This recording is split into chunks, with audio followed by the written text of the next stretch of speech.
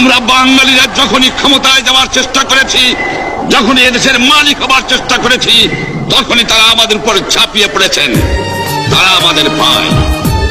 আমি বলেছি তাদের কাছে এই কথা যে আপনারা কেন আপনার ভাইয়ের বুকে গুলি মারবেন?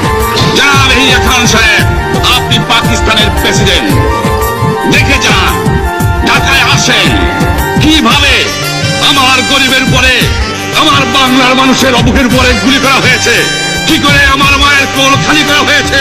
চেতনাময়ী কবি তুমি, স্বাধীনতা রবি, দিক দিগন্ত জুড়ে দেখি তোমার প্রতিচ্ছবি। চেতনাময়ী কবি তুমি, স্বাধীনতা রবি, দিক দিগন্ত জুড়ে দেখি তোমার প্রতিচ্ছবি। তুমি অমর কবি, চেতনাময়ী স্বাধীনতা রবি, তুমি বঙ্গবন্ধু জাতির পিতা, স্বাধীনতা রবি। চেতনাময়ী কবি তুমি, স্বাধীনতা রবি, দিক দিগন্ত জুড়ে দেখি তোমার প্রতিচ্ছবি।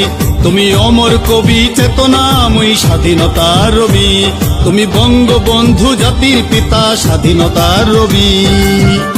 কি করে মানুষকে হত্যা করা হয়েছে আপনি আসুন, দেখুন, বিচার করুন, তারপরে আপনি ঠিক করুন। আমি এই কথা বলেছিলাম, আমি পরিষ্কার মিটিংয়ে বলেছি, এবারে সংগ্রাম আমার মুক্তির সংগ্রাম, এবারে সংগ্রাম স্বাধীনতার সংগ্রাম। তুমি দুর্মর, তুমি অঝর, দুস্তর স্বাধীনতার জন্য করেছিলে সমর। তুমি দুর্মর, তুমি অঝর, দুস্তর স্বাধীনতার জন্য করেছিলে সমর। তোমার বীর শহীদের রক্তে ভরে নদী সাগর, আসে বিজয় আলোয় উজ্জ্বল হয় শোষিতের ছবি। চেতনাময়ী কবি তুমি, স্বাধীনতা রবি, দিক দিগন্ত জুড়ে দেখি তোমার প্রতিচ্ছবি। তুমি অমর কবি, চেতনাময়ী স্বাধীনতা রবি, তুমি বঙ্গবন্ধু জাতির পিতা, স্বাধীনতা রবি।